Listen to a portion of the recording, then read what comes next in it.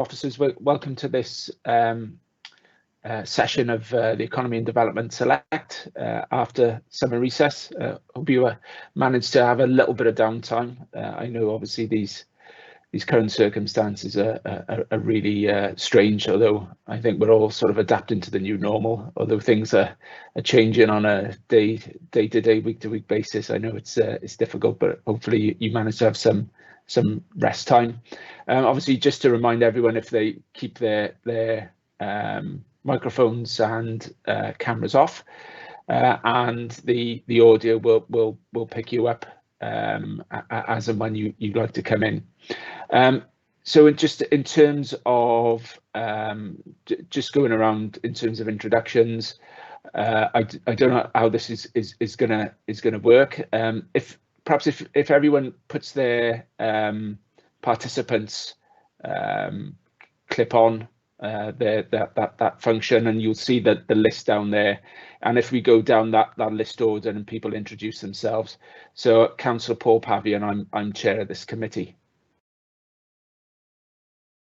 I'm Rachel Lewis, Planning Policy Manager for Monmouthshire. Ruth Donovan, Assistant Head of Finance and Lead Finance Officer for the Floods.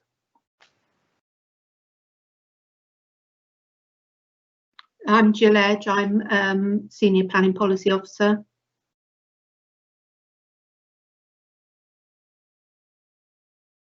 You want me to start? Sorry. Craig O'Connor, Head of Planning in Monmouthshire.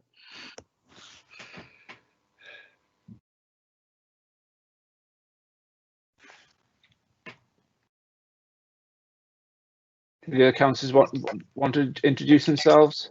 Okay, did you say you start at the top, Chair? Yeah, I was going to suggest that we start with Councillor Becker and work down, but sorry, that's my fault then. You know, no, it's Councillor okay. Jeremy Becker, committee member. Dave?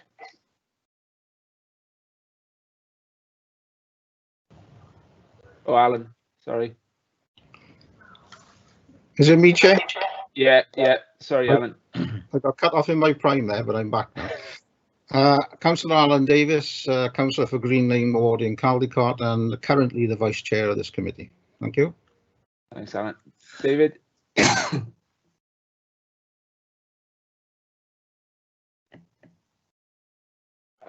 You're on mute, David.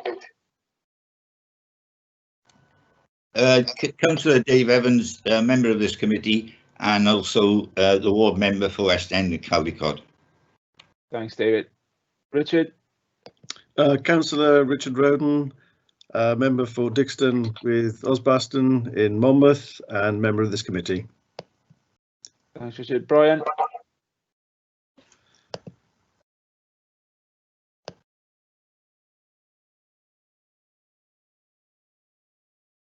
Councillor Brian Strong, a member of this committee and a member for Usk. Thanks, Brian. And I'm really pleased to have Councillor Jane Pratt, Cabinet member here this morning. Do you want to introduce yourself, Jane? Thank you very much. I'm the Cabinet member for Infrastructure and Neighbourhood Services, which does include flooding. And I'm very grateful to the Chair for inviting me along today. Thank you. Thanks, Jane. I think that's everyone of all officers introduce themselves, yeah? Yeah, okay. If we go on to the... Oh, sorry, Ross. Yeah, sorry, but just myself. Yeah, Ross Price. I'm a project engineer and the flood risk management lead on flooding matters. Thanks, Ross. Sorry, I don't. Hazel and Robert, you haven't introduced yourselves. Yes, Robert McGowan, Scrutiny and Policy Officer, and Hazel Eilert, Scrutiny Manager, is here, but she's just happened to reboot her computer, I think. Because she's that's fine. Thanks, Robert. Okay, if we go on to items on the agenda, then item number 1 is apologies. Have we got apologies, Robert? Only Debbie Blakeborough. Councillor Blakeborough. Yeah. Councillor Blakeborough. And Councillor Eason is not a member of this committee, and he was to attend. Okay. Yeah. Okay. Thank you for that. Agenda item number 2 then, public open forum. We've got no members of the public to address this forum today. So item number 3 then is the replacement local development plan sustainable settlements report.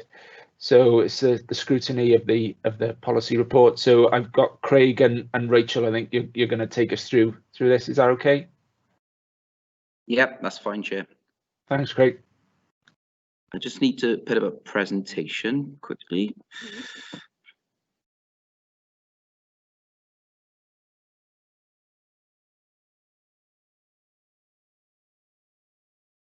Can everyone see that? Yeah, I can see that, Craig. Yeah. I'll just put that in presentation mode.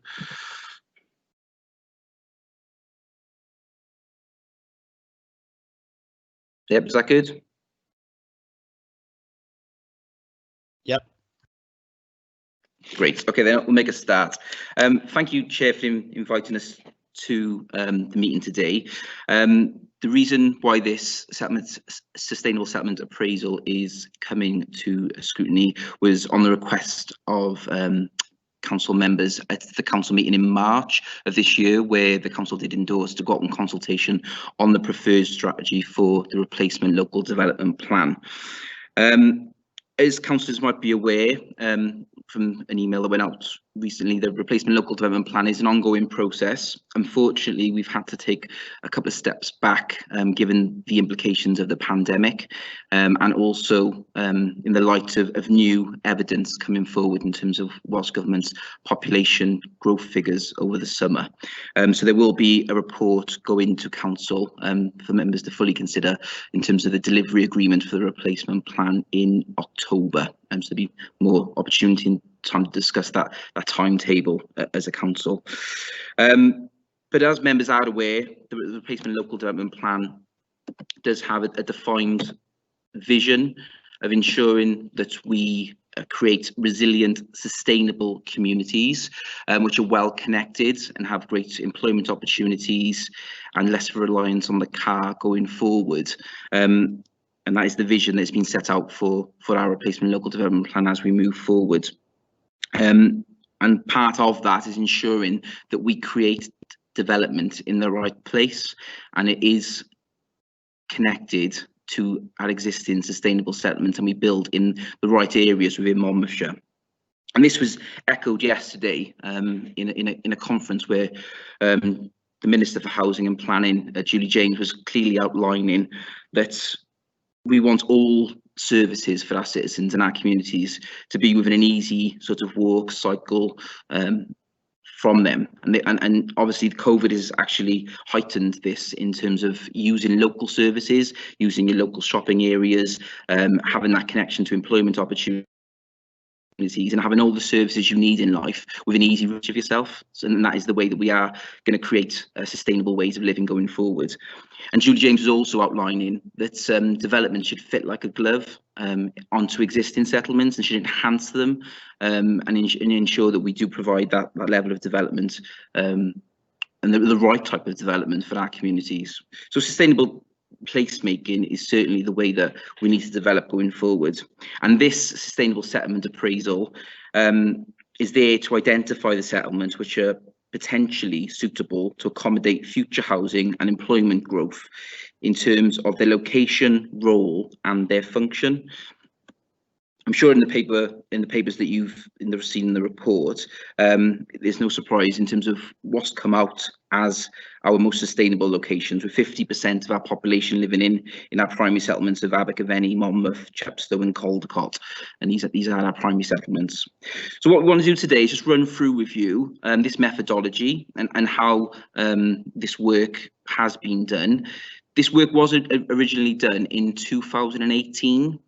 And so it is worth noting, as we are going back a few steps with regards to the replacement local development plan, in terms of the progress of it, we will be revisiting this and we will be updating this appraisal and looking at it again. So today is to discuss with the Scrutiny Committee in terms of the methodology that we're using to assess our settlements. So how we have assessed it is in line with the Development Plans Manual, edition 3, which is developed by the Welsh Government. So this is just a diagram to show you how we do assess settlements, and these are the different aspects which we do assess it on. So it's relating to size, character, services and facilities, employment provision, all of those elements that you can see on the screen there. This is a settlement assessment that is based on many different factors. It's not just its role and function. There's other elements, its character, its identity, its social links. There are many elements to it. So what this settlement appraisal does, it looks at the quantitative assessment of that. So we're looking at the raw figures and that detail and the numbers. When we go forward, how we assess settlements won't just be based on these quantitative measures which are outlined in this settlement appraisal.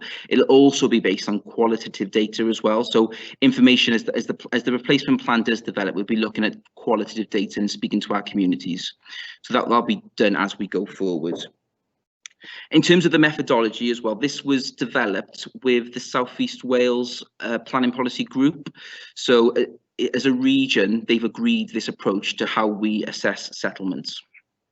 I'll now pass on to my colleague Jill Edge, who will run through the detail with you in terms of, she's been leading on this project in terms of how we do assess the settlements. Okay, thank you. As Craig said, the methodology we've followed is a methodology that's been agreed at a regional level. Now, the manual actually says that we formulate a clearly set out methodology which is transparent as to how we're actually assessing the settlement. So what we did as a starting point for our settlement appraisal, officers undertook a desk-based survey of all the settlements that were in our previous policy, so the primary settlement, secondary, etc., as well as main and minor villages. Once we'd undertaken the desk-based survey, we then went out and visited every settlement to assess, whether that desk-based survey had picked up everything. Once this was done and we had actually filled out the forms, we then sent all the forms to the relevant town and community councils to have a final fact check before we took the report any further. So basically the methodology is based around 3 principles. Principle 1 is, as it says here, the level of sustainable transport and accessibility in and around settlements. Principle 2, the availability of local facilities and services in and around settlements. And finally, principle 3, the level of employment opportunities in and around settlements. Thanks, Craig. So principle 1, this is the accessibility. Now, this principle, in order to reflect Welsh Government commitment to reducing the reliance on the private car and supporting the modal shift to more sustainable forms of transport, is actually weighted higher than the other 2 principles. So this principle represents 40% of the final score against all the 3 principles. So this covers active travel. So we looked at the presence of active travel routes within settlements, walking distance. Again, this was to, whether they could actually via an active travel route to a higher order settlement, and cycling distance as well. We also looked at bus services and their frequency. Thanks, Craig. Rail services and road services. Now, within the scoring within this principle, road services are actually scored lower in keeping with this idea of, that we should be having a modal shift to more sustainable forms of transport. In terms of scoring on this principle, the maximum any settlement could score would be 36. Thanks, Craig. Principle 2 is weighted as 30% of the final score.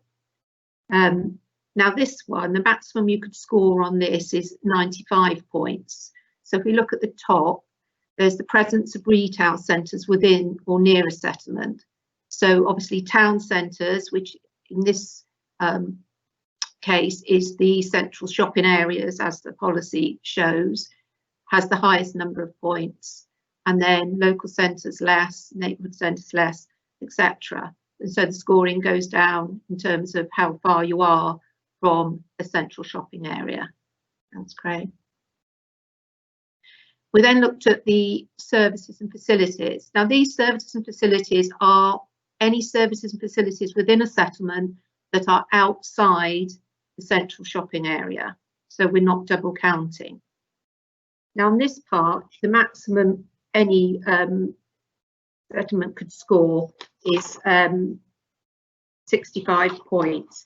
Now, how this works out, if you look at the where it says the scoring on the right, the maximum each of these could score. So if you take a place of worship, say, maximum any settlement could score is 3 points.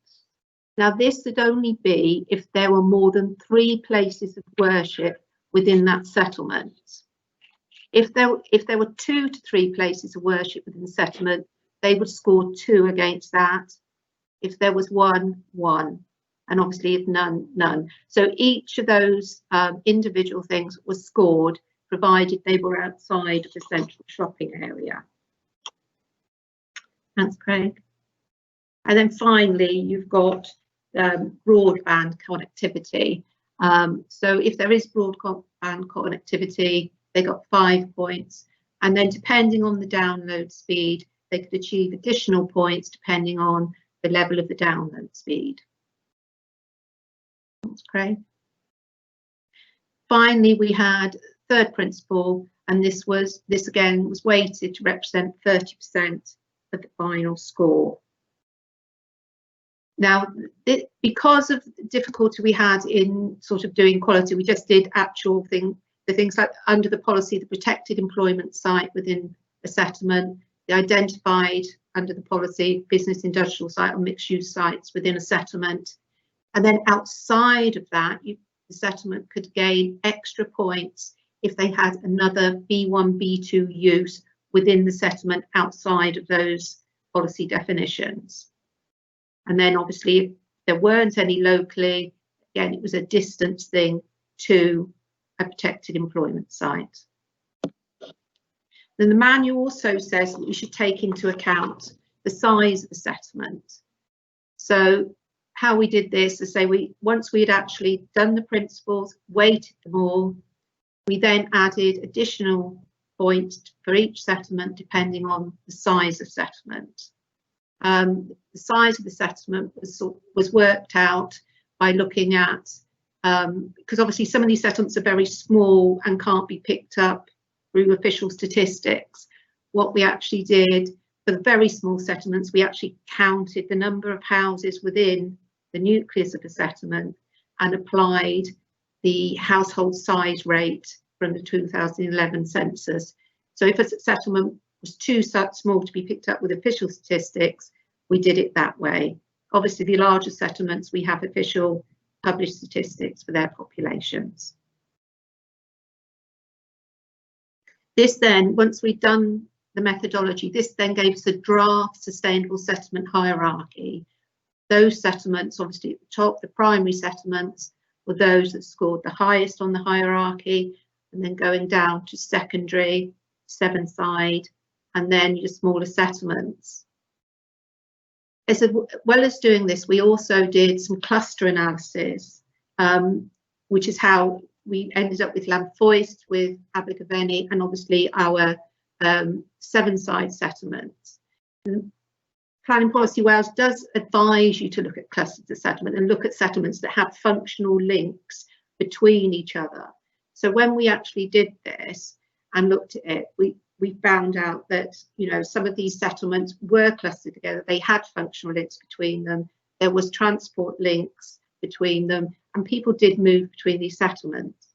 So that's when we looked at it, these main clusters that came out was the Abergavenny and Llanfoist and Sevenside. And there is further evidence, I think, both in the E&D Select report on the cluster analysis and how we undertook it. And I think that's at paragraph 3.12. And within the report itself, at section 9, there is more detailed analysis of the criteria we used to cluster settlements. Thank you.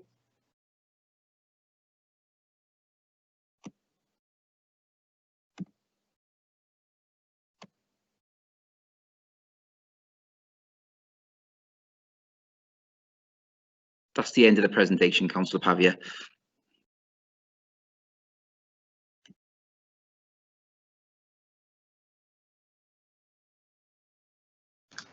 Sorry, just putting my microphone back on. Thanks, officers for taking us through that. Councillors will see there's on your function bar there's the ability to raise questions.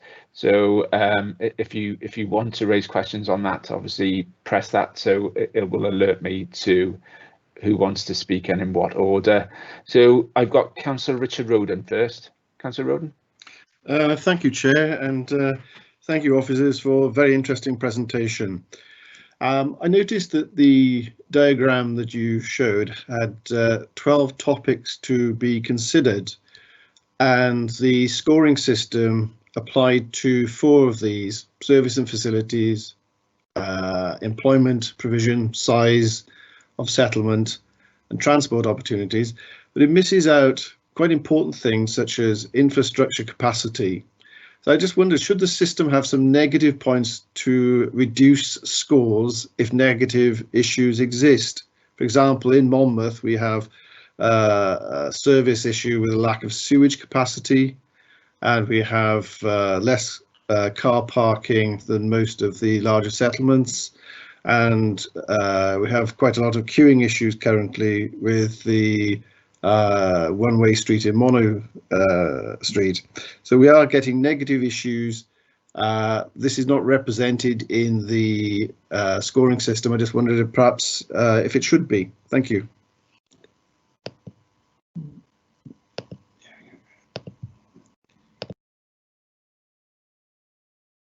Thanks, Councillor Roden. Who wants to take that first? Do you want to take that first, Craig? Yeah. Yeah, no problem, Councillor Pavia. Thanks, Councillor Roden, for that. Yes, I mean, some of those issues, those 12 items on the diagram, which is come from the Welsh Government in terms of the manual of what we should be looked at. What this exercise is doing is looking at the quantitative measures. So we're looking at physically what's on the ground. So what facilities are on the ground? Is there a doctor's surgery in the area? Is there a school in the area? Is there shops in the area? So it's looking at that quantitative element. And then going forward, those other elements on that diagram will also be looked at, but not part of this appraisal. So there'll be that qualitative assessment then, and discussions with people like the health board, people like the education authority, talking about capacity in schools, talking to Welsh Water with regards to the capacity with regards to sewerage. I've actually got a meeting in the next couple of weeks about Monmouth's sewage capacity, about that moving forward. So those elements are also looked at, and certainly we would be seeking to get some Section 6 money from developers if their sites are being promoted to enhance and to prop up and to invest in our schools and our health infrastructure. So all of those elements will also be looked at when we look at the levels of growth. I think this exercise is only looking at what settlements in Monmouthshire are considered to be sustainable based on the quantitative information that we have in front of us, and that is just basically what is on the ground. Those other elements, I think that there are those qualitative discussions, and those discussions that we need to have with the health board, the education authority, and the Welsh Water with regards to the sewage infrastructure. So those conversations are going to be had, and it might be that some of these settlements, when we look into that detail, don't have the capacity to take additional growth, and that is weeded out through the replacement local development plan process. So they wouldn't be allocated in the deposit plan. But this element is purely looking at, are those settlements capable of taking additional development given their role and function and what's on the ground at the moment. Okay, thanks, Craig. Councillor Roden, do you want to come back on that? Thank you, Chair. I just think that it would be useful to have an appreciation of the weighting that these other factors would be given. They are critically important to the people in the towns that are affected by development, and the officers gave a scoring weighting to the 3 principles, maybe they should be thinking about a 4th principle with a similar weighting to the negative factors as well. So we can actually see how much impact that will have on the outcomes. Okay, thank you. Thanks, Councillor Rowan. I mean, I know obviously the challenges up in Monmouth, particularly in relation to sewage. I mean, the challenges we would have in the south of the county, particularly around Chepstow, is that traffic capacity, that traffic infrastructure. And I know obviously with COVID compliance changes, those things have been exacerbated in a number of the towns. I know there's some the challenges in particularly Usk, and we're looking to find solutions to mitigate that. But in terms of longer term, when those measures are taken away, you know, I know, and obviously we're in the second phase of the WellTag stage, and we wait for that report to be concluded and to be published. But there is a definite capacity issue in terms of transport in Chepstow, and you know, being so close to Forest of Dean and South Gloucestershire as we are, and the developments that are going on there, it just adds additional weight and pressure to the system. So I got Councillor Becker next. Councillor Becker.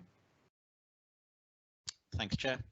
Yeah, it's possible that I may have missed it, but in the assessment, you look at broadband speed. Is there any usage of broadband penetration? Because you know, that can vary greatly in very small areas because of the hilly nature of our county, really. So, you know, I'm not sure as that's the best metric to be assessing that kind of accessibility on, but it would be nice to know if that is in some way taken into account. And also, I mean, what's the teeth of this? We do these assessments, and it's a great way to assess some of the pressures that are coming to us. But what does this allow us to do? What does this allow us to insist that developers do for us? I mean, is it an exercise in navel gazing, or do we actually, you know, do we get some kind of lever we can pull at the end of this?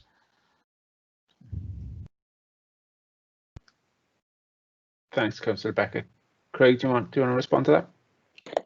Yeah, I might pass on to Jill with regards to the broadband question in terms of the detail in terms of how we looked at that. But with regards to what this appraisal is trying to do, this is sort of what it is. It's underpinning our replacement local development plan in terms of where we should be potentially looking to allow growth and allow housing and employment opportunities. So it is for us really as a council to consider where is the most sustainable places for us to develop growth and to look at our settlement's role and function as to whether they can take on any additional growth.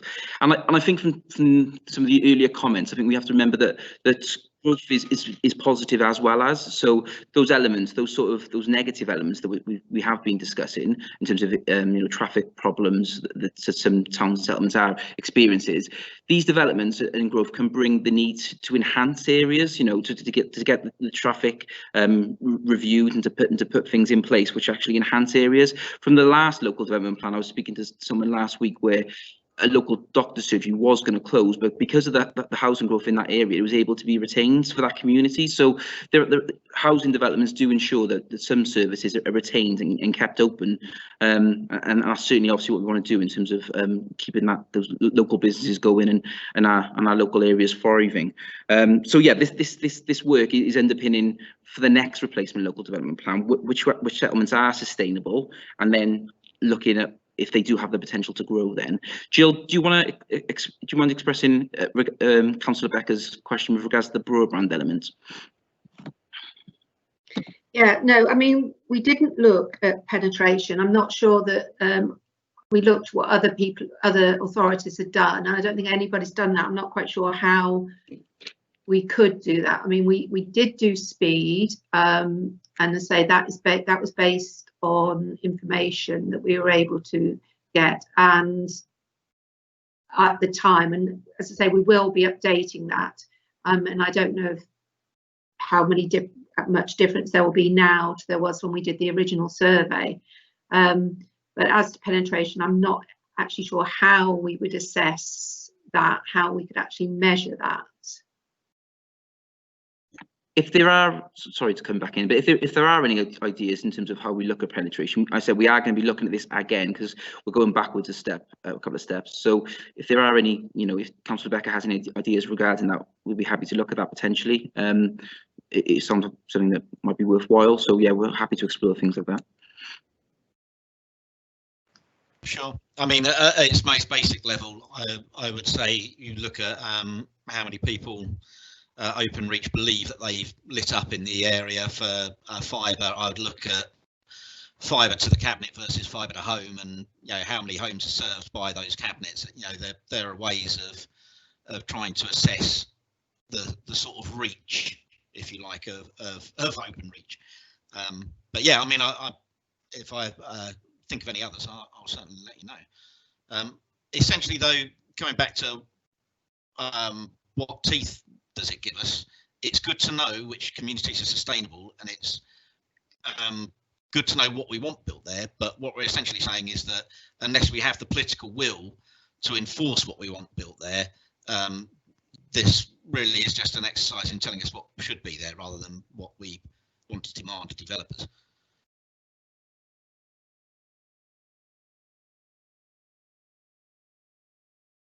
Yes, that information, Councillor Becker, in terms of what we want from developers and what type of development and the level of growth we want for Monmouthshire will all come through this process, for the replacement local demand process. I mean, this is just one stage in a long stage of many years of developing this plan, outlining how much growth we want to go for, and then also about the type of development we want. And I know we've had many conversations regarding housing mix and the type of sustainable forms of development and design of development we want. So that will come later in terms of those detailed policies and what we're going to be asking for from developments.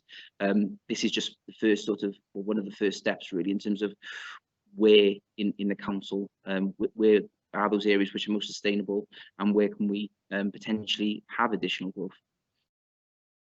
Okay. Thanks very much, Chair. Thanks, Craig. Thanks, Councillor Becker. Councillor Alan Davis next. Yes, thank you, Chair. I do understand that this initial document is a process, a standard process of evaluation. But I think in terms of the future of Monmouthshire as a county, these things that other people are raising in terms of infrastructure, and what strategy are we employing to attract the kind of developments that we really want there.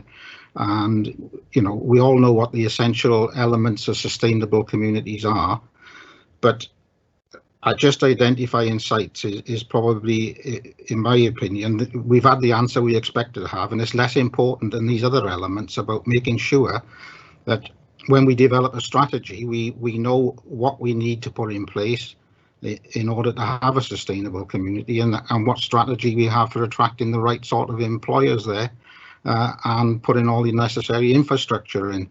So I think, if you look at Chepstow, for example, if you were trying to attract the employees there and they're looking at the road infrastructure, that would be a real issue for them. So these things are vitally important, I think, equally as important as identifying sites, if not more important, and we really need to get together and talk about what the strategy is going to be.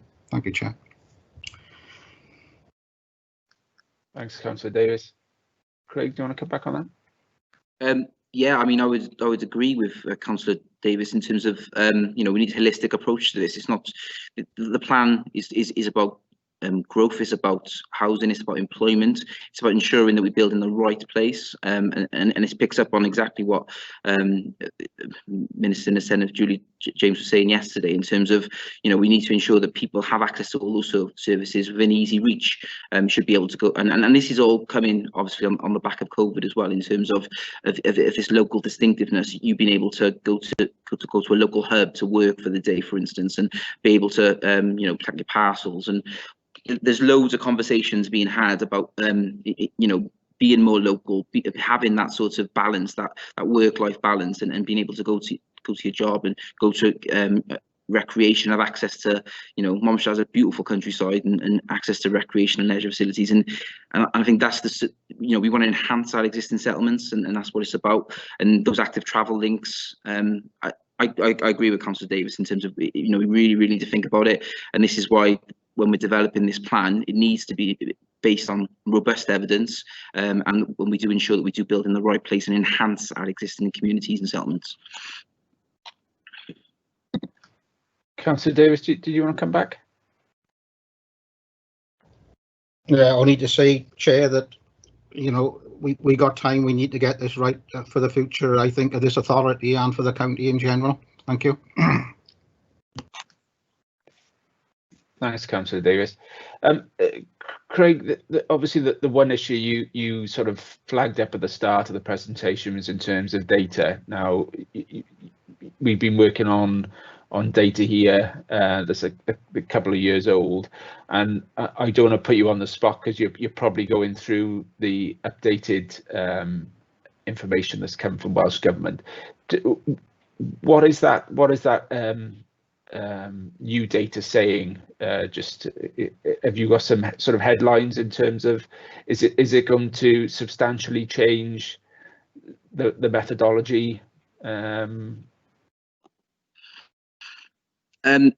You're right, Councillor Pavia, in terms of that level of detail we're still working for at the moment. It is quite high level, and we're trying to work out how, we're speaking to consultants with regards to how the new project and the population projections affects us in Monmouthshire, and they're working through that at the moment. So it's probably a bit too soon to say how that is going to play out in terms of the growth levels. But I think, you know, going forward over the next few months, we will be revisiting the growth options based on these new figures. We'll be going out to public consultation. So we'll be speaking to our communities again about these growth options. So there'll be full engagement with everyone, obviously council members and also the public as well. So we can engage with our communities on where we think that we should be going. I think there's I think from the previous preferred strategy which we were going for, you know, there's some still key issues in Monmouthshire that we need to address. So affordable housing being one of them. You know, we've got an ageing population, and that, I think again that's been elevated in terms of COVID, and having that balanced demography where we have, you know, younger people looking after the most vulnerable in our society. So I think those issues are not going to go away. We took a report to Cabinet in June in light of the pandemic, that those issues that have always been in Monmouthshire are still there. So, you know, the reliance on the car, the affordable housing, the climate change agenda, there's so many issues which I think are still completely relevant. It's just ensuring that we review the evidence now, review these population figures, and then we readdress then, and we just take a step back. And as Councillor Davis was saying, we need to make sure that this plan is robust and based on clear evidence and is right for our communities. So that's what we need to do. And we are frustrated that we have to take a step back because we are putting off doing that development, but we do think it's the right thing to do, and we allow the right level of growth and what's right for our communities. But it'll all be going back out to public consultation, so there'll be full time to engagement. I think it's a bit early for me to comment yet in terms of what that's going to look like. Thanks, Craig. Obviously really pleased that while obviously, as you said, we didn't really want to take that step back. You know, we've already been delayed because of the pandemic. You know, that reappraisal is going to be important, and particularly the public engagement through consultation. So I'm obviously really pleased that that's happening. Councillor Becker has just added a note in the sidebar for yourself, Jill. Hopefully that might just give you a little bit more of a guide in terms of broadband penetration. So it's obviously something you can take away. Is there any other comments or questions from councillors? I haven't got any more hands up. Just want to make sure I give everyone the opportunity. No. Craig, sorry, Craig, you want to come in? Yes, sorry, Councillor Pavia. I just wanted to mention one thing, which probably, I'm not sure if it did come out at the beginning or not, but when we do reassess, we are going to reassess this settlement appraisal using the same methodology. We can look at the element which Councillor Becker has mentioned as well, but we will then send that information out to all community councils as well, just to check it and rectify it. So we'll be, you know, there'll be full engagement in that as well, so they'll be able to look at the numbers, and if there's any issues they've got concerns over, or they want to have a discussion with us on, they can. So, you know, the local community councils and town councils will also be involved in looking at the data for their own particular communities. That's great. Okay, thanks, Craig. Councillor Davis, you want to come back in? Yes, thank you, Chair. Just briefly, I'd like to thank Craig and and his team. There's a tremendous amount of work gone into this, I know, particularly at a time where they're stretched because of other reasons. So, thank Craig and his colleagues for that.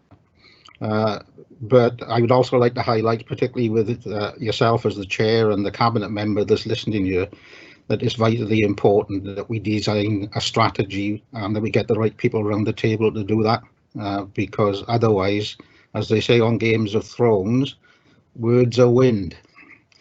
What is required is action and results, and we need to get the right people around the table in order to make sure that happens. Thank you, Chair. Thanks, Councillor Davis. I didn't have you pinned down as a Game of Thrones geek, but there we are. I've just finished reading you all. Surprised me. See, that's what lockdown does. See, that's lockdown for you. Yeah, yeah. Thanks, Councillor Davis. Yeah, you're absolutely right. You know, we do need to get that strategy right, because you know the LDP is just an enabling tool to make sure that that strategy happens in practice. So you know, the strategy is integral. If there are no further comments, then in terms of what we're being asked to do, there's obviously a recommendation in relation to this report, so as to feedback and comment on the appraisal as appropriate. Obviously, you know, Craig has caveated the new data that's come from Welsh Government, so that there is going to be a reappraisal. But we've obviously commented on some of the aspects here this morning. Councillor Roden, I think, was a good suggestion in terms of sort of looking at that scoring capacity. I know what officers have said about it's about sort of gathering that quantitative data and making that quantitative assessment. But you know, we need to balance out some of those limitations within our current conurbations, which could potentially make further development in those areas more problematic, or if not impossible. But you know, as Craig rightly said as well, on the flip side, development does bring new opportunities for business growth, and you know, sometimes communities do have to feel an element of pain before that process is sort of reassessed and new infrastructure is put in place to get people over that hump. So it is a delicate balance. Councillor Becker brought up the aspect of broadband penetration in relation to broadband speed, and is offered a good suggestion there in the sidebar for officers to take forward. You know, as Craig and other officers have said, it's about enhancing what we have, enhancing our communities, making them more sustainable in the longer term. So, are you all happy, councillors, that we've fed back on that? Obviously, there's a bit more work to be done, and as I will allude to as we get to the forward work programme item on the agenda, the LDP workshops will be resuming after obviously a hiatus during the current lockdown because of the pandemic. So those workshops are really important to feed into this whole process. So are we happy we can move on? Yes, Chair. Yeah. Okay. Yes, Chair. Thank you. Thanks very much. So item number 4 then is the flood management lessons learned. So it's the feedback for the environment, energy and rural affairs and climate change, environment and rural affairs committees in the Welsh Parliament. I don't. Hayes, do you want to introduce this? because I know we've had a request made in relation to a submission that we're going to put forward as a council, and I know you've sent out information to councillors in terms of seeking feedback for that. Yes, Chair, I'm happy to provide some additional information. We've been requested to contribute to this Assembly review, and I believe that one of my colleagues, Ross, is going to present to you the initial sort of context for the request, but we would be putting together a response on behalf of the County Council. So the opportunity today is for members to feed into that response.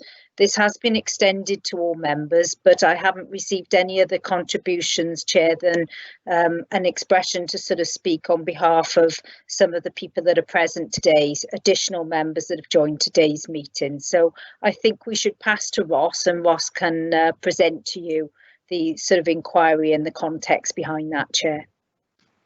Okay, thanks, Hazel. I'll hand over to you then, Ross. Okay, thank you very much, Hazel. Thank you, Chair. Yeah, just to put it into context, the Welsh Government are holding their own scrutiny session on the 8th of October with the Minister for Environment, and that's to review their own response to last winter's flooding. So the Welsh Local Government Association are leading on a combined response for all local authorities. They've got their own flood officer called John Francois, who we liaise with as lead local flood authorities very closely. So all local authorities will be feeding into the WLGA, and he will be collating those responses and putting those forward to Welsh Government for their scrutiny session on the 8th of October. Essentially, the email has come through from Welsh Government listing four questions, and our response is not limited to that, but it gives us a good focus for our response. So I'll just quickly go through those in a second. And like I said, we can also raise any other concerns with them if we require. So I'm in the process of pulling together that response along with my colleague Ruth Donovan from our finance team, who's been involved with some of the additional grants that have been made available by Welsh Government that we actually have concerns over. So it's a good opportunity for us to raise those concerns with Welsh Government. Just to point out, we are in regular contact with the flood team of Welsh Government. We do have a good relationship with them. These sort of questions pop up quite regularly, so we've always got a good dialogue, an ongoing dialogue with the flood team of Welsh Government, which has been really beneficial in bringing in grant funding for flood schemes that we manage through my team. So the four questions, I'll just quickly go through them for context again. So one of the first questions, whether or not the current funding provided by Welsh Government for flood and coastal erosion risk management and for relevant authorities to provide emergency flood response is sufficient. So that's really sort of the day-to-day funding. Is the funding coming into the local authority sufficient enough for us to deliver our statutory duties as lead local flood authority? Whether or not more emergency funding will be necessary to assist local authorities to deal with flooding this winter. I'll go on to it, but obviously that's very dependent on the weather again, and fingers crossed we don't have a winter like we did last year.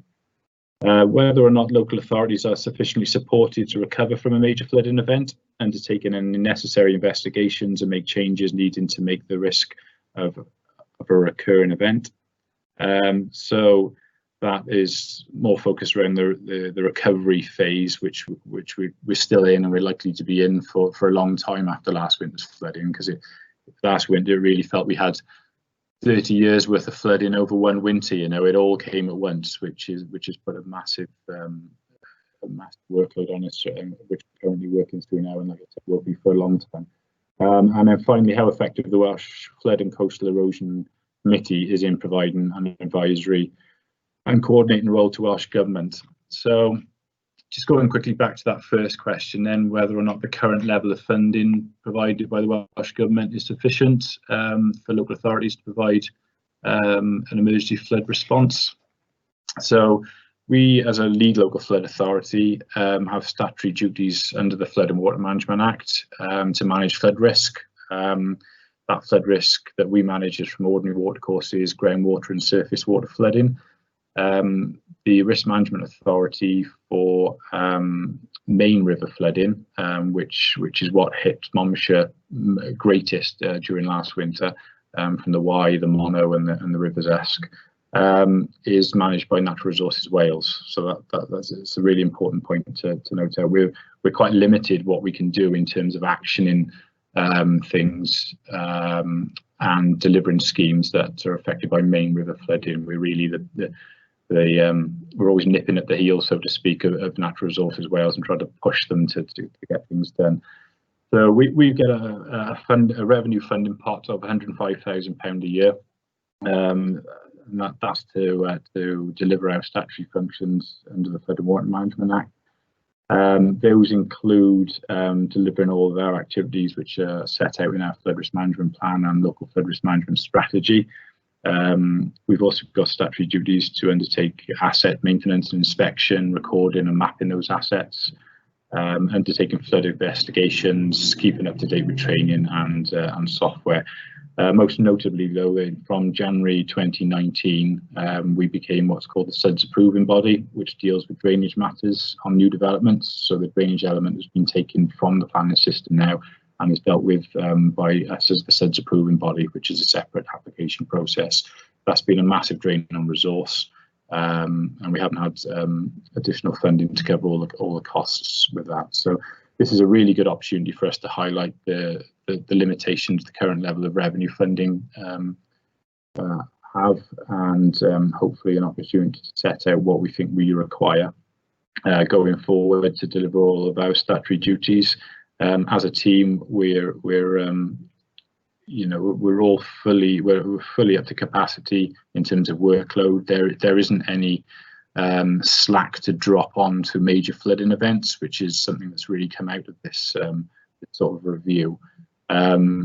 Obviously, we had to respond to last winter's flooding, and that's resulted in backlogs in other work streams, such as the SAB and applications in the SAB process, but also just delivering our day-to-day duties as well. So with additional funding, which is something we'll be highlighting to Welsh Government, we can continue to deliver those functions whilst also responding to the larger flood events, which are sadly going to become more frequent and more intense. So that was the first question, which is the main one, but that first question also goes on to other elements of funding. So I've covered revenue, but also the capital element. The capital element is we're in a slightly better picture than the revenue.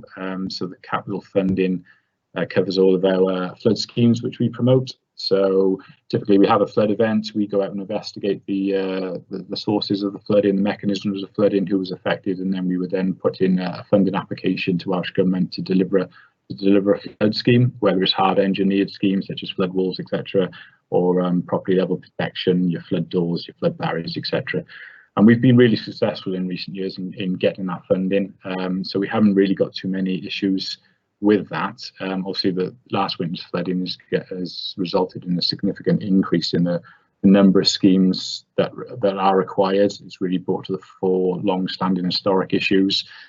So we're starting to develop a 5-year forward programme now, which we hope we can get some ongoing funding for. So over the last 3 years, we've received about £160,000 worth of Welsh Government grant funding to deliver flood schemes. This year, we've got roughly £130,000 alone to deliver flood schemes. So that's totaling about £290,000 over the last 3 years. And that figure is likely to go up due to the last winter's flooding, but obviously we're in competition, so to speak, with all the other local authorities who are badly affected, who are all trying to get funding for similar schemes. So that's the capital and revenue side of things. So revenue, yes, we've got issues with. We're going to be stressing we need more, but the capital at the moment is okay, albeit that there will be extra demand going forward. Following the winter flooding, Welsh Government did make available an emergency flood response grant. We were successful in applying for just over £100,000, and that was to deal with the immediate response to the flood event. So that was sandbagging immediately prior, actually, and during, to the event, sandbagging our own assets such as the Monastery pumping station, various culverts, but also sandbagging private property as well. But it also covered emergency clearance of culverts and water courses where trees had fallen, culverts had become blocked. That was excellent, I thought. It was a really important piece of work, and the fact that we'd be able to recoup those costs was a real bonus.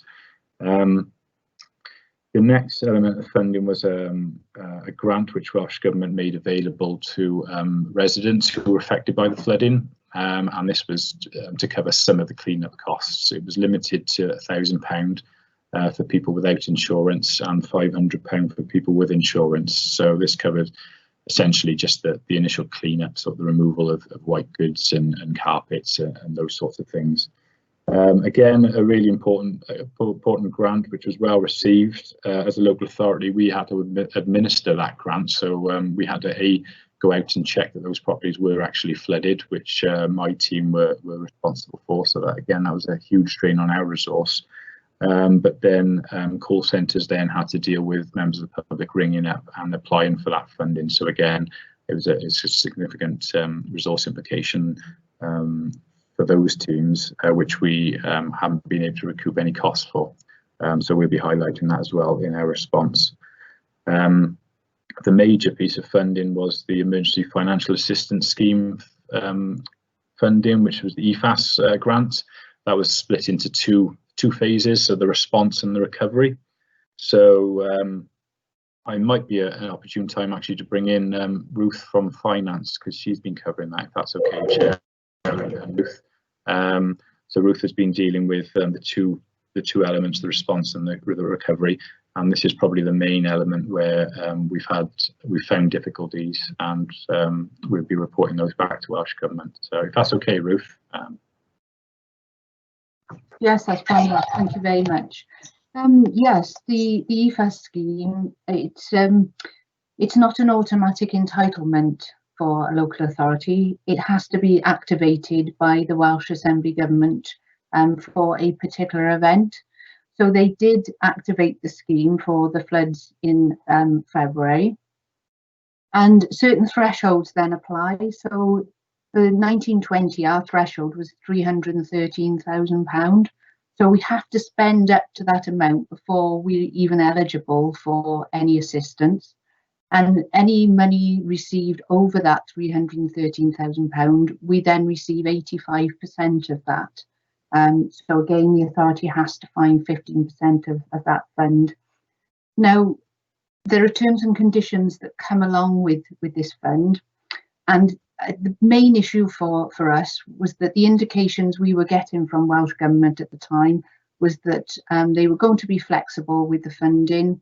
They were looking at the thresholds and may not apply the 85% threshold, and that in fact they were encouraging local authorities to apply even if their spending was likely to be below the threshold, giving us an indicator that we would be eligible. They'd also added in some extra elements to this around awarding council tax and business rate discounts to households and businesses that had been affected by the floods, and they were encouraging us to give those households 3 months relief, and again to claim that under the scheme. So it's quite a big piece of work for the authority to actually collate all these response costs. And we did so, and then found that actually we only spent around 321,000, meaning that there was an 8,000 difference to our threshold. And once the 85% was applied, it was £6,857 essentially we could claim under the terms that were eventually issued.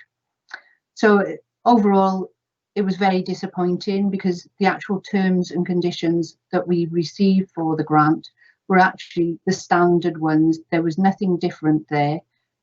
So a lot of the things that we had been led to believe we may actually receive didn't actually happen.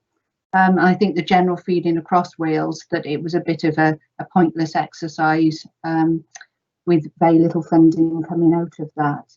Alongside of that, we're also looking to collate recovery costs for Welsh Government colleagues.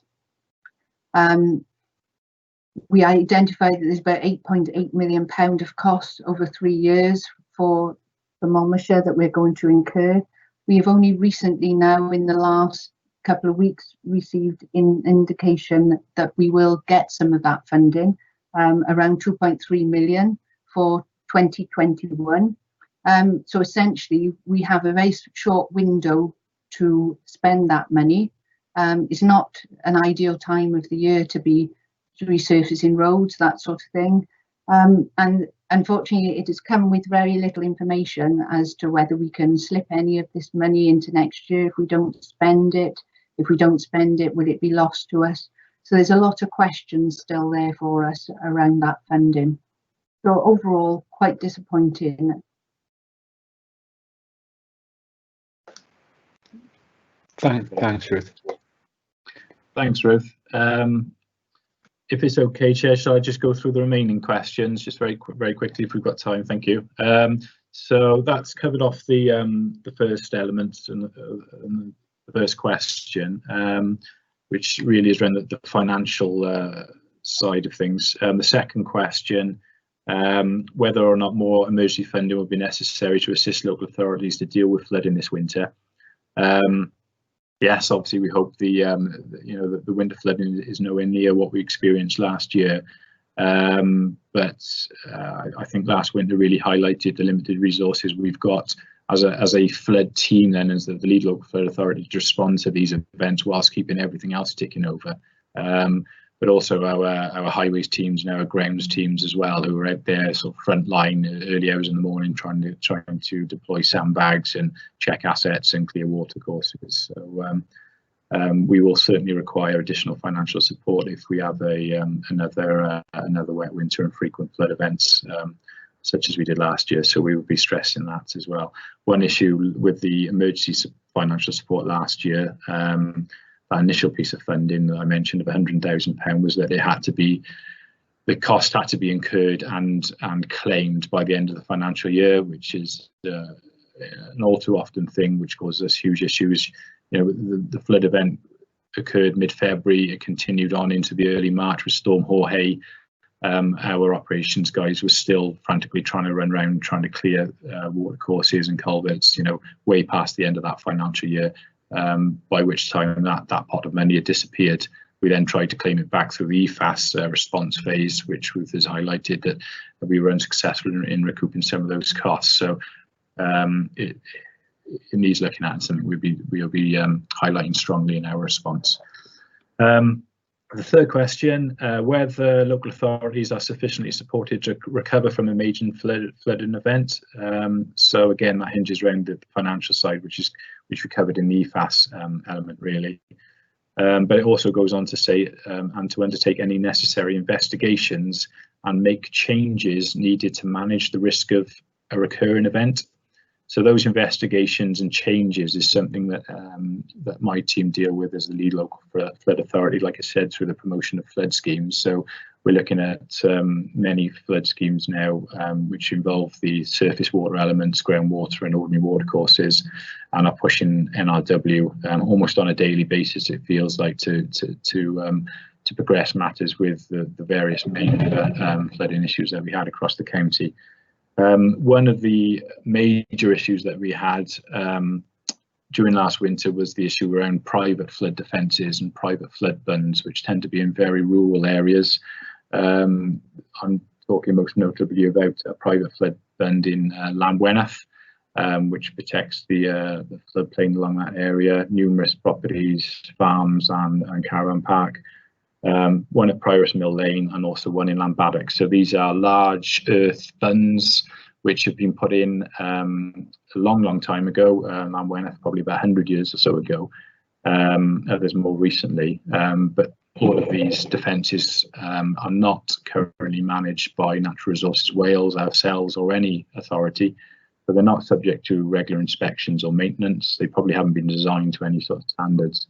All three of these private flood bunds catastrophically failed, resulting in a significant threat to life Unfortunately, things didn't get as bad as that, but in one particular location it did get very, very close, unfortunately. So the Bundit Land Baddock now has been recognised as actually an NRW asset, a Natural Resources Wales asset, as it was put in as part of the S-Town Flood Defence Scheme, and now that is formally being taken on by NRW, so that will be subject to a regular inspection and maintenance regime, which is really good news and welcomed, and certainly the residents are very happy. We're still left with the lingering issues with Llanweneth and Pyrus Mill Lane in Usk. Our leader, Peter Fox, is in regular dialogue with the chair of NRW, stressing the concerns at these locations. Essentially, we're limited to what we can do as a local authority because they are main river assets, so they fall within NRW's remit. NRW are, to be fair to them, are in the same boat as us, so to speak, in that they require the funding to be able to inspect these assets, assess them, bring them up to an adoptable standard, and then to adopt them and put them on that regular inspection and maintenance regime. That funding can only come from Welsh Government. So obviously we're approaching another winter now. The rains have already started, and these residents are very, very anxious that these assets, which have been repaired to some degree, but are not sufficient enough to protect against major flood events. So obviously the levels of anxiety are very high. So we as a lead local flood authority are pushing Welsh Government and pushing NRW to get these matters resolved. But again, our hands are tied to a certain degree as to actually resolving the situation, but we'll continue to do what we can for the residents there. But that will form part of our response, that Welsh Government need to act a lot quicker in terms of releasing funding for these issues to be resolved. The final question was about the Welsh Flood and Coastal Erosion Committee and how effective that is in providing an advisory and coordinating role to Welsh Government. It's a bit of an odd question, that one. We're not really involved with that side of things. The Welsh Flood and Coastal Erosion Committee is relatively new. They advise ministers on all matters regarding the flood and coastal erosion around Wales. Like I said, it's not something that we can really provide a response to, other than to highlight that we have very little direct dialogue with that committee, and we'll be suggesting that perhaps something could be set up to improve matters along those lines. So that covers off the question, so I hope that was useful. And if there's anything else that we need to feed back on, or members would like to put forward, then obviously we'd be happy to include that in our response. Thank you, Chair. Thanks, Ross. Thanks, Ruth, for taking us through that. Before I bring the committee members in for questions, Councillor Pratt, as Cabinet Member, do you want to say anything at this stage? Yes, thank you very much, Chair, and thank you to Ruth and Ross for the very clear and eloquent way that they've put the challenges across. And clearly it's a very, very worrying picture. And I just really don't know where to begin, really, because you know, we know that our officers dealt in an exemplary way during the flooding. And one thing we can be absolutely certain of, these floods are going to reoccur. They're not going away. And I think Ross and I both attended a conference. Conferences seem like a long time ago now, but it was in, I think, Llandrindod, Wales over a year ago. And the Met Office were there, and they clearly told us what was going to happen. It was very obvious that we were going to be facing, the only thing we could be certain about was very, very wet winters and very hot summers, and that's exactly what we're facing. What worries me enormously is that Ruth spoke about the funding. We put in a claim for 8.8 million.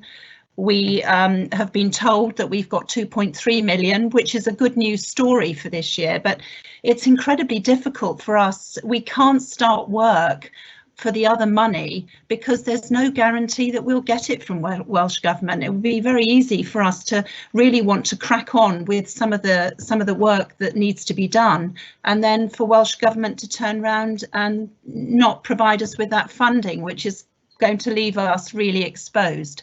And obviously Rhondda and Taff had terrible flooding as well, but you know, they're a council who've got enormous reserves of over £100 million. We're not in that position, but we have got some very difficult problems that we're going to have to address. And the other thing that really worries me, and I don't want to spend too much time because obviously it's more important that we hear from members, but what really concerns me is NRW. They're poorly funded, they're slow to respond, and they have a lack of resources to do the job.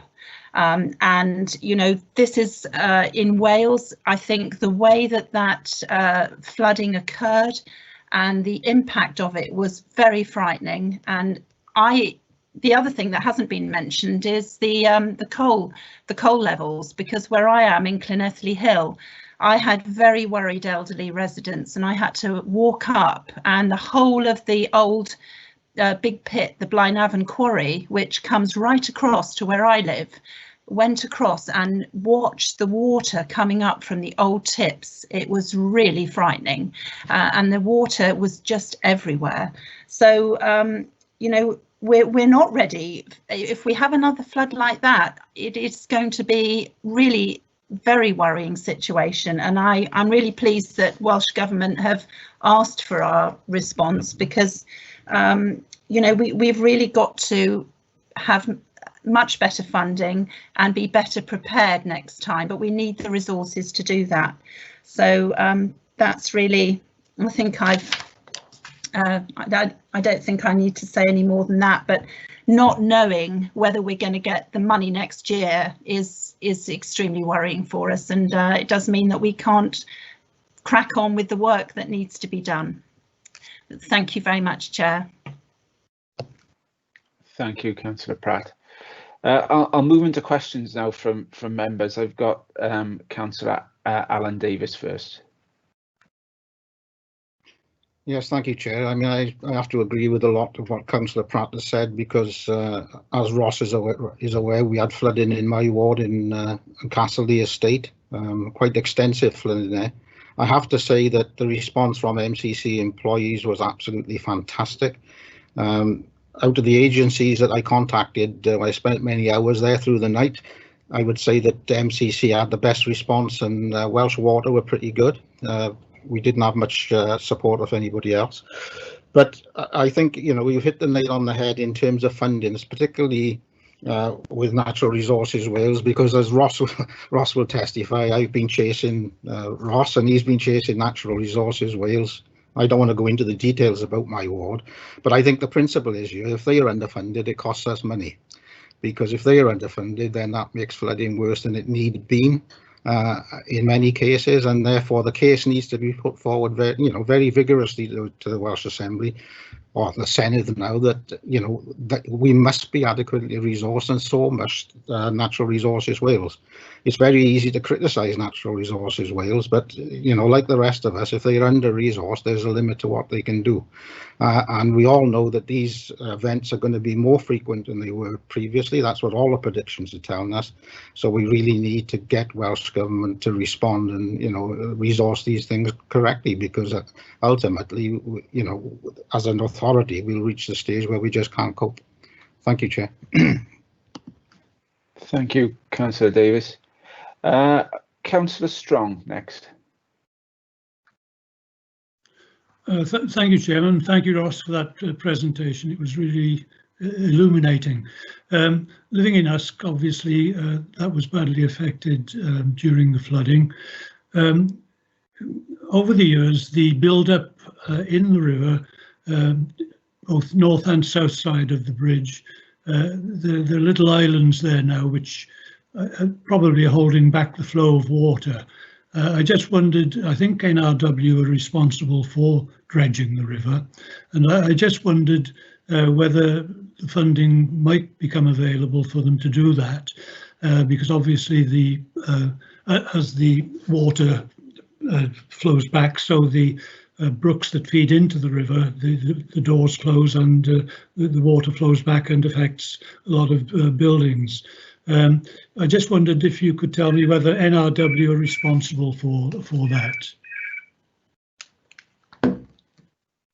Yes, thanks, Councillor Strong. Yes, NRW are responsible. They are the risk management authority for the main rivers.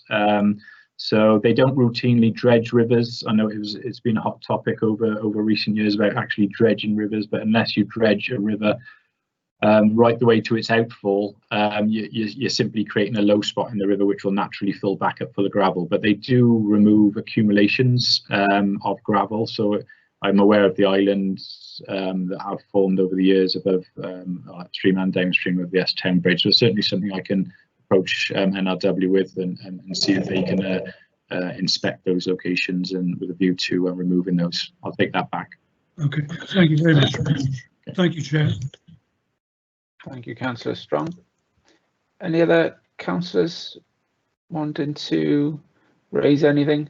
I know obviously as a councillor in Chepstow, like Councillor Becker, we were very fortunate not to suffer the impact of flooding as my other colleagues here, obviously Councillor Davis in Caldecott, Councillor Strong in Usk, and Councillor Roden in Monmouth. So it'd be good to hear what Councillor Roden has got to say in terms of the Monmouth perspective. So Councillor Roden.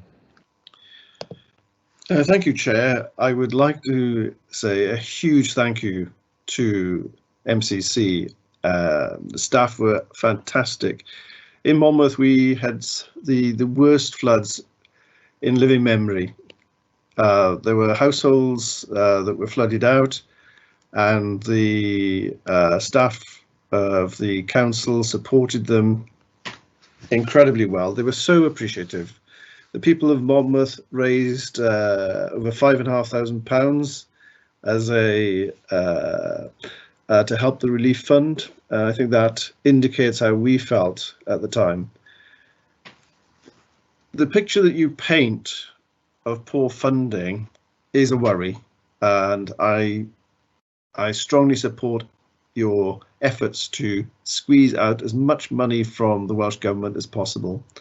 I also think that in your submission, that if you can ask for the funding to go to the other bodies involved in supporting this, like NRW, I think that would be beneficial.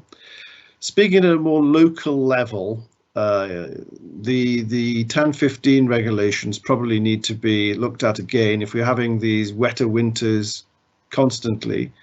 In the last year, we've had flooding twice in Skenfrith. We've had the massive floods in Monmouth, which you're aware of, obviously. And I think that TAN really does need to take this into account moving forward.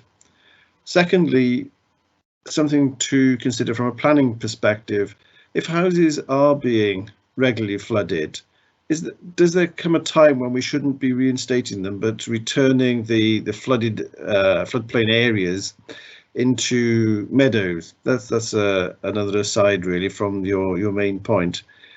But I think that in Monmouth there are areas which routinely get flooded, and you have to question whether the properties should be there in the first place. Thank you very much. Thank you, Councillor Roden. Are there any other councillors who want to? I don't think we've got. Councillor Evans, do you want to say anything? Are you okay? You don't have to. No, because I'm lucky my ward wasn't affected like our Councillor Alan Davis is. So at this stage, the answer would be no. Thank you very much. That's fine. Thanks, Councillor Evans. I'm going to bring Councillor Pratt back in because I know she wanted to raise something before we sort of conclude this item. Thank you very much, Chair. I just wanted to make one other point which I forgot to mention. I've been in post now since the year last May, and I have not been invited to or attended any meetings whatsoever by this group which is referred to which is the Welsh Flood Committee. Now, given the challenges that we had in this area, and these impacts are still being felt, because let's not forget, we've still got works that have to go ahead on the A466 because of a landslip, and all these things are as a result of, you know, what's happening to our climate and the world around us. And NRW didn't do the work that was necessary this summer for us to conclude that work. So not only have all those businesses in the Wye Valley had to deal with the COVID pandemic, we are now going to have to go and close that road next year, when in fact, if NRW had done their work quickly and had sorted it out, we could have cracked on and got that road sorted out. So these things and the inefficiencies of these organisations are having massive impacts on the economy of our area, so it is far-reaching. And the fact that I've never been invited to any meeting at all, I think, quite frankly, is utterly disgraceful, and I'm not able to voice these opinions at any sort of forum. So I've really, you know, thank you for the opportunity today for coming along here and being able to speak. Thank you. Thanks, Councillor Pratt. Yeah, you're absolutely right. It's important to have those engagement opportunities and ensure there's you know, that direct dialogue with ministers and with senior officials. You know, I don't doubt that you know, we're going to submit a robust response on the back of what Ross already set out at the start of this item, on top of the initial on top of the other points that councillors have raised, and you know, that will feed into what will be an even more robust response from the Welsh Local Government Association. But it is important that, you know, each local authority has that opportunity to, you know, directly converse with ministers and really highlight some of the local issues that are affecting each authority area. So I'm sure that that's going to be fed in to our response to the WLGA. I mean, I was working in the National Assembly at the time when the piece of legislation was going through in terms of the Merging Forestry Commission, Countryside Council for Wales and Environment Agency, and you know, there were concerns at the very outset how Natural Resources Wales was going to be shaped and in terms of the funding commitment longer term. It never really got off to a strong start. It's always been on the back foot, and obviously the information coming out this morning is concerning in terms of speed of engagement and particularly delivery on the ground. But you know, I've just obviously highlight from what other councillors have said. I think MCC response has been really strong. I know, speaking to a number of officers who went over and above, not just you know, the job they do, but going out as volunteers supporting people in various communities. So it brought the community, it brought communities together, and it was almost a useful exercise from what has transpired since, in terms of the pandemic, in terms of community supporting each other. So if there's no other comments, I think hopefully, Ross, you've got enough there to add to the work that you've already done.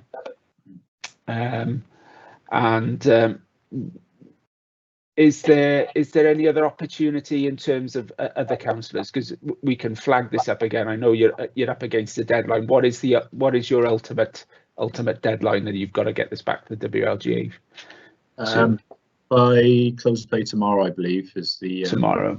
Yeah, it's been extended once previously, so it's close of play. But I'm confident I've got enough, you know, to make all of our points. Thank you. Okay. I don't know, Hazel. Do you think it's worth another a circular to get comments in by close of play, not close of play tomorrow, but lunchtime tomorrow? I don't know. I'm more than happy to send it out on the committee's behalf, just to remind people, because I do want to give everyone the opportunity. So, are you happy that I do that, Hazel? Is that okay?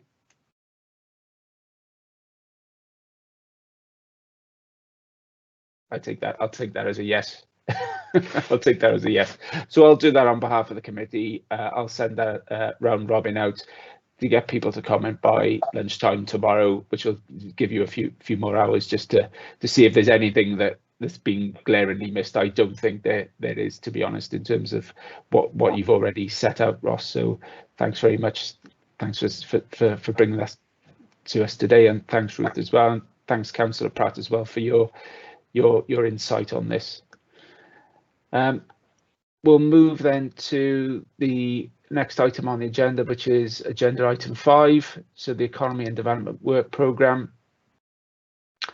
So councillors will see we've definitely got a special meeting penciled in on the 19th to cover the current LDP annual monitoring report and the annual performance report for planning services. We were looking to do a members seminar on the budget recovery plans for early October, potentially next week or the week after, but as I understand it, there's some additional information that's come in from another department. I think one of the elements of educational department that may have thrown those plans out of sync for the time being. So I think that might have to be rescheduled.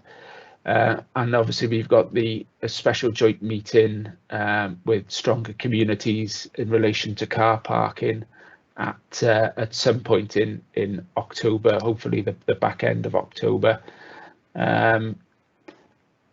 Hazel, is there anything you want to bring in at this stage? I know there's a couple of elements that I just want to flag up. No, Chair, there isn't anything additional at this point. No, okay. So the other elements that I want to flag up to make sure they don't drop off our agenda. Procurement is one. We started that process probably well over a year ago now, 18 months, and obviously I know the pandemic has pushed things back, but it's important that we keep that on our agenda.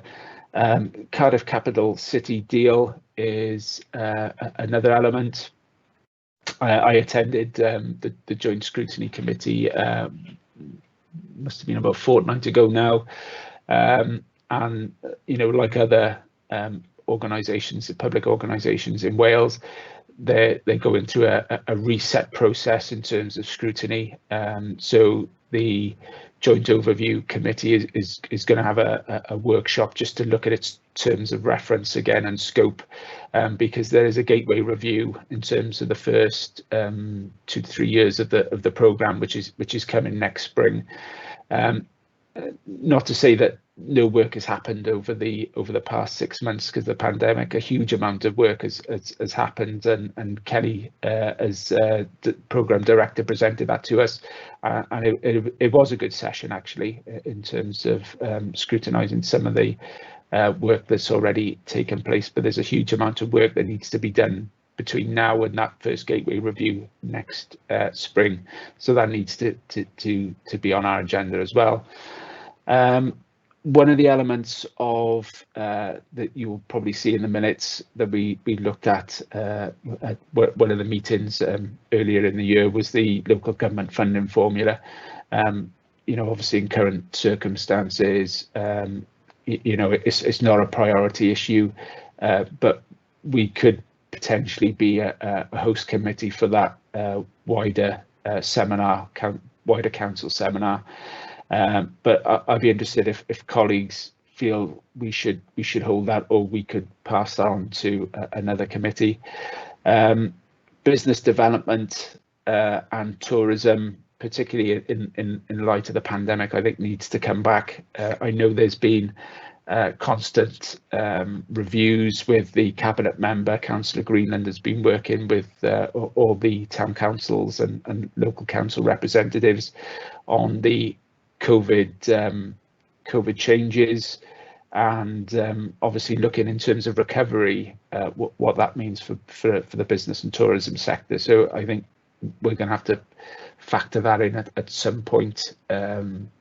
Whether that's going to be this side of Christmas or not, I don't know, but potentially we could get that in prior to Christmas. So I think that those are the additional elements, I think, for me, that need to come onto the forward work programme. Do councillors have anything else they want to raise at this stage?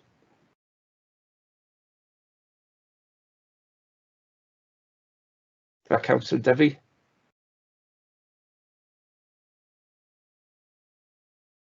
I think it is Councillor Devi.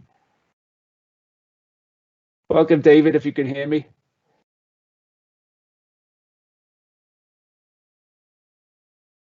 I don't know if no one wants to raise any. I got you. Hi, Councillor Devi, you okay? Yeah, can you hear me? Yes, I can. I can. Thank you. So we were just on the Council and Cabinet Forward Planner. I don't know whether there's anything you wanted to raise, Councillor Devi. No, I'll catch up with you as you go on. Yep. Okay.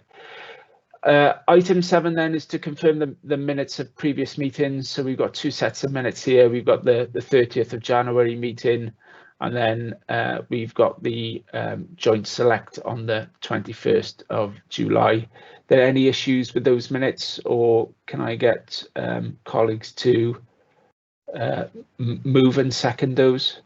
I'd move both, Chair.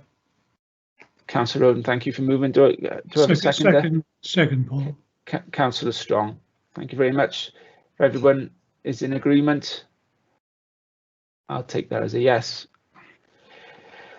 And then item 8 is to confirm the date and time of next meeting. So we've got that special meeting on the 19th of October. And Hazel, is it a morning meeting, Hazel? Have we got a slot? I believe it's afternoon, Chair. I'll have to check and let members know. Okay. Okay. If you just let us know about that, then that'd be great. And item number 9, declarations of interest on the agenda. I don't know that I don't think there were any declarations. No. Okay. There was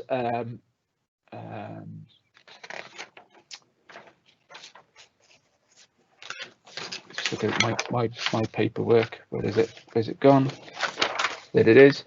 There was supplementary items to add to this agenda, which I missed, so I'm remiss in doing that, so apologies. So the additional items were to note the appointment of myself as select committee chair. So you've got me for at least until the next AGM, which potentially is in May, but we shall see. So is this where I break into we shall be so lucky, lucky, Chairman? Yeah, I don't know whether it's party poppers or a stiff drink, Councillor Devi. The second item on that supplementary agenda is to appoint a vice chair. Now our current vice chair, Alan Davis, has had to leave the meeting, unfortunately. I don't know whether councillors want to take this item at this meeting, whether there's an urge from councillors who are here to stand as vice chair, or whether or not you want to move the item as a first item to the next agenda. I'll take that on advisement from yourselves. I'd like to move it to first agenda item next time. Thanks. Okay. And I'll second that, Chair. I agree with that. Okay, thanks, councillors. We'll defer that item then to the next agenda. So just leaves me to say thank you ever so much again for your attendance and for your contributions, and obviously to officers as well for all their input this morning.